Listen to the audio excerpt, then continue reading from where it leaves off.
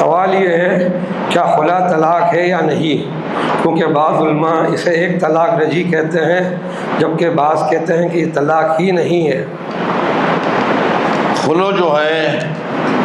یہ طلاق نہیں ہے بلکہ فسخ نکاح ہے، اور اس کا حق اور اختیار عدالت کے پاس ہے۔ اگر خلا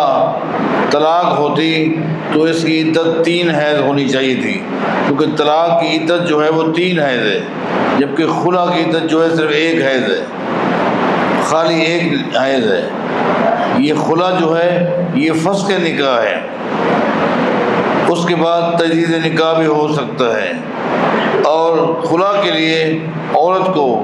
عدالت کی طرف رجوع کرنا ہوتا ہے، جیسا کہ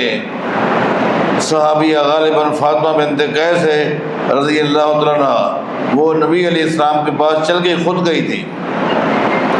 اور عرض کی کہ مجھے میرے خاوند سے آزادی چاہیے، میں خلا لینا چاہتی ہوں۔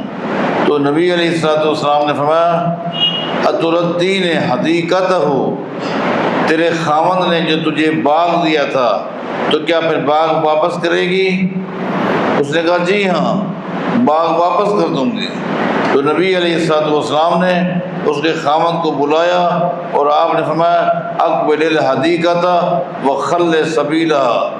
اپنا باغ واپس لے اور اس کو فارغ کر دے۔ تو لہذا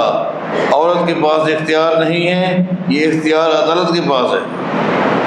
خود وہ فیصلہ نہیں دے سکتی، نہ سنا سکتی ہے کہ بس میرا اس کے ساتھ کوئی تعلق نہیں ہے، بلکہ اسے عدالت کی طرف رجوع کرنا ہوگا، جیسا کہ اس نے کیا، عدالت کی طرف رجوع کیا۔ تو گویا بات یہ واضح ہو گئی کہ پہلی بات تو یہ کہ خلا جو ہے یہ طلاق نہیں ہے۔